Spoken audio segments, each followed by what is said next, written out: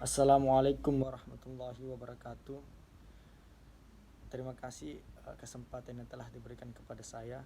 Insyaallah pada kesempatan ini saya akan mempresentasikan materi yang telah diamanakan kepada saya, yaitu tentang teori hukum dalam masyarakat sederhana yaitu menurut pendapat Pospisil dan Bohannan. Adapun referensi yang saya gunakan yaitu buku pengantar antropologi hukum oleh Profesor Haji Hilman Hadikusuma SH. Langsung saja untuk pembahasan pertama, yaitu pendapat Pospisil. Nah, mengapa para sarjana antropologi atau sosiologi pada mulanya itu menganggap bahwa masyarakat sederhana itu tidak mengenal hukum? Nah, pasti timbul pertanyaan seperti itu. Apa alasan mereka dan mengapa mengatakan demikian? Nah, karena mereka berpangkal tolak pada pemikiran bahwa ketaatan terhadap nilai-nilai dasar atau ketertiban umum di dalam masyarakat sederhana itu dipertahankan oleh kekuatan mengikat dari adat istiadatnya. Tentunya timbulnya usaha-usaha untuk merumuskan apakah hukum itu adalah sebagai reaksi terhadap pendapat bahwa adat mempunyai peranan penting sebagai sarana penelitian etnografis. Tetapi karena perumusan konsep hukum bukan berdasarkan dari hasil perbandingan antara berbagai masyarakat sederhana, tetapi hanya melainkan dilihat dari kacamata hukum barat, maka timbullah pendapat bahwa pada masyarakat sederhana itu tidak mengenal hukum. Nah, untuk itu lebih lanjut sama-sama kita simak yang saya akan sampaikan beberapa pendapat para ahli sebagaimana yang dilukiskan oleh Pospisil. Pertama itu A.R. Redfield Brown, ialah yang mula-mula mewakili kecenderungan pendapat bahwa pada masyarakat sederhana itu tidak mengenal hukum. Nah, rumusannya itu sependapat dengan rumusan Roscoe Pound yang menyatakan bahwa hukum adalah pengendalian sosial yang diterapkan atas dasar pelaksanaan kekuasaan secara sistematis dari suatu masyarakat yang terorganisir secara politis. Nah, dalam perumusan yang sempit ini, maka kesimpulannya bahwa pada beberapa masyarakat sederhana, walaupun mempunyai adat istiadat dengan sanksi-sanksi, tidak ada hukum. Jadi orang-orang seperti orang Indian itu tidak mempunyai hukum. Beberapa sarjana antropologi pun masih ada yang terpengaruh dengan cara berpemikiran demikian. Selanjutnya itu yang kedua, Van der Steenhoven. Nah, di dalam bukunya ia menganalisis hukum masyarakat Eskimo. Nah, ia menganalisis hukum masyarakat Eskimo yang ia temukan. Kemudian ia kemukakan bahwa yang pertama kali perlu dirumus adalah konsep hukum yang dapat digunakan untuk seluruh masyarakat, sehingga konsep hukum itu sifat dan ruang lingkupnya itu luas.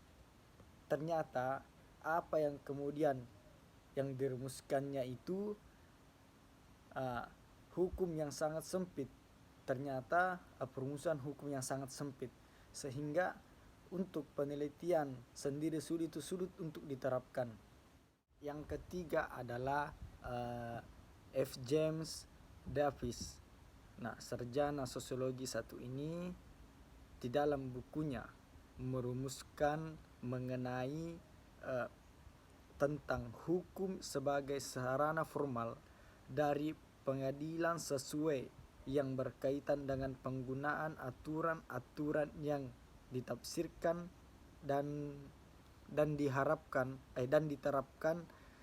di pengadilan dari suatu masyarakat politik. Perumusan tersebut dianggap bersifat universal, dan dapat diterapkan di dalam kehidupan masyarakat. Namun, karena faktor penafsiran aturan yang abstrak dan adanya pengadilan resmi merupakan syarat dari adanya hukum, maka ruang lingkup rumusan itu menjadi sempit. J. Bohannan. Bohannan menggambarkan bagaimana konsepsi tentang sistem analitis orang-orang TIF yang berpautan dengan paham kerakyatan. Dapat disimak uraiannya yang dikemukakan ada pertentangan abstraksinya. Misalnya seperti di dalam kata pengantar bukunya, ia berusaha tidak menggunakan bahasa hukum barat. Kemudian yang kedua itu pendapatnya tentang sistem kerakyatan dan sistem analitis dapat diterima, tetapi dia meremehkan pendekatan analitis itu. Ia meremehkan pendapat analitis itu, kemudian ia melanggar prinsip-prinsip yang dibuatnya sendiri untuk mempelajari sistem kerakyatan itu. Selanjutnya itu SJL Zek. Zek mencoba menafsirkan perbedaan teoritis antara sistem kerakyatan dan sistem analitis yang dilancarkan Bohannan. Namun penafsiran itu keliru karena Zek tidak berusaha memahami konsepsi tersebut, melainkan hanya berpegang pada definisi hukum rakyat sebagai satu-satunya pendekatan untuk menelaah hukum dan mengabaikan pendekatan analisis. Selanjutnya itu Llewellyn dan Hubble. Llewellyn dan Hubble ini mengidentifikasi ada tiga jalur pokok dalam rangka mengadakan eksplorasi terhadap hukum. Ini menunjukkan bahwa adanya 3 kategori gejala sehingga dapat diduga adanya hukum.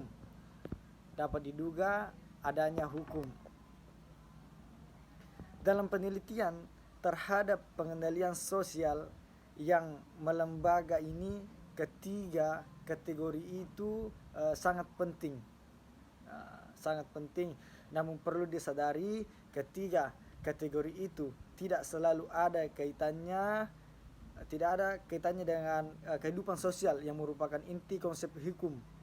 Lagi pula penggunaan pengertian hukum dengan cara demikian akan mencampur adukan antara hukum dan adat. Selanjutnya kita ke pembahasan mengenai teori hukum masyarakat sederhana pada pendapat Bohannan. Menurut Bohannan, untuk dapat memahami hukum itu harus dimengerti apa yang dimaksud dengan lembaga. Untuk itu mari kita simak mengenai lembaga, sanksi dan lain sebagainya. Yang pertama itu lembaga. Para sarjana yang menelaah antropologi hukum ini di negara kita ini menyamakan pengertian institusi sebagai lembaga atau pranata. Namun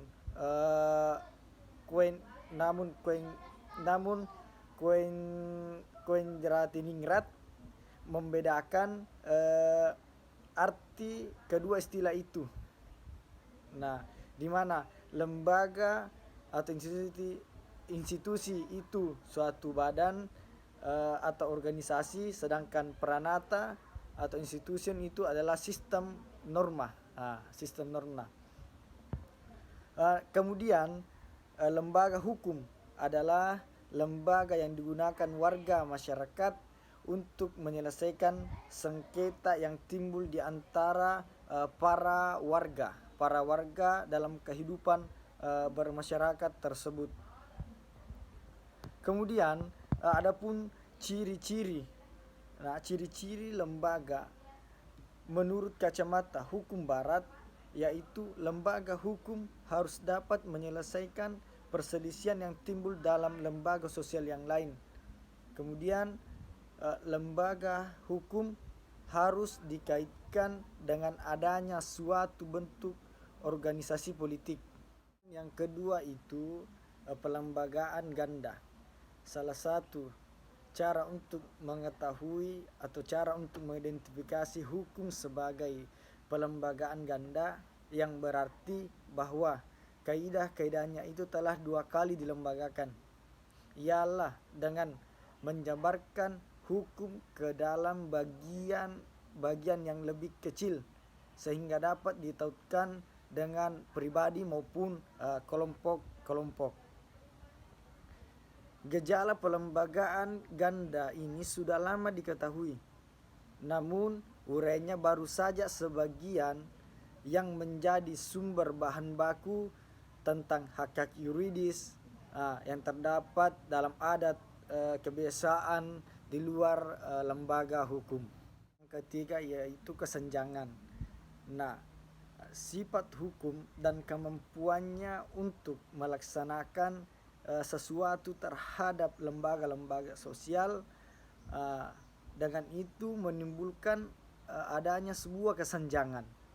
Nah, walaupun proses perlembagaan hukum itu dapat dilakukan dengan sempurna, namun dikarenakan terjadinya perubahan pada lembaga-lembaga primer, itu berakibat timbulnya kesenjangan. Ini sehingga ini memunculkan suatu dilema yang tidak dapat dielakkan, bahwa hukum itu selalu tertinggal di dalam kehidupan masyarakat.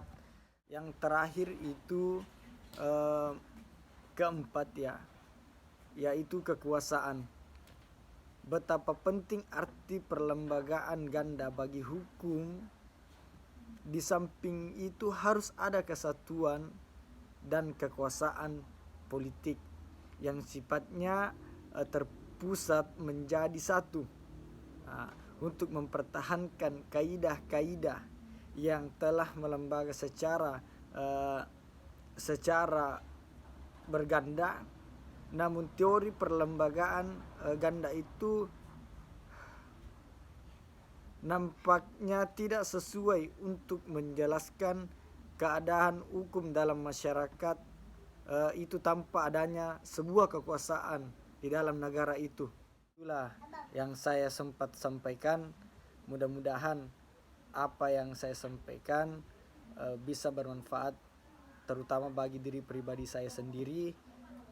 Mohon maaf atas segala kekurangan. Wassalamualaikum warahmatullahi wabarakatuh.